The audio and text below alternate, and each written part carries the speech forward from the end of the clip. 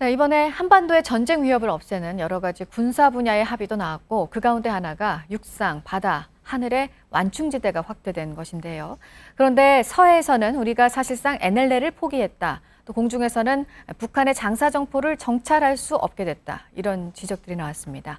국방부가 이를 반박했습니다. 유선희 기자가 보도합니다.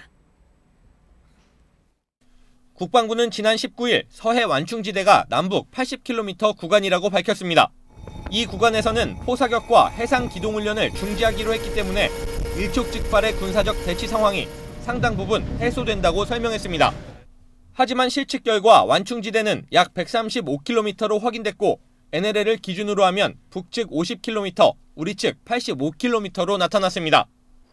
국방부는 수치상 실수였다고 밝혔지만 우리가 일방적으로 손해를 본 것이란 주장이 나왔습니다.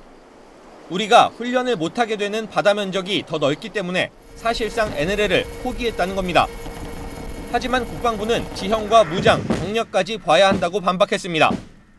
북한이 해안포와 미사일을 집중 배치한 해안선에서도 훈련이 중지됐는데 해안선의 길이는 북한이 약 270km, 우리는 100km 미만이기 때문입니다.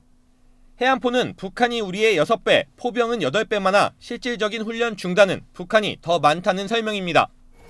군은 특히 이번에 설정된 완충지대가 우발적인 충돌을 막는 역할을 할 뿐 NLL 경계작전은 계속한다고 강조했습니다.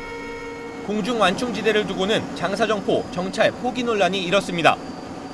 20에서 40km짜리 완충지대가 생겨 감시 범위가 40에서 50km인 우리 정찰기가 수도권을 사정권에 둔 북한 장사정포를 못 보게 됐다는 지적입니다. 하지만 군은 장사정포를 감시하는 우리 정찰 자산이 3개 이상이라면서 감시 공백은 없다고 밝혔습니다. 구체적인 감시 수단을 밝히진 않았지만 고성능 레이더나 미군 위성 등이 포함된 것으로 보입니다.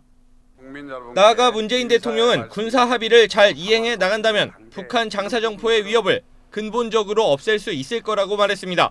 우리의 수도권을 겨냥하는 장사정포와 같은 상호 간의 위협적인 군사 무기와 병력을 감축하는 논의로 나아갈 수 있을 것입니다.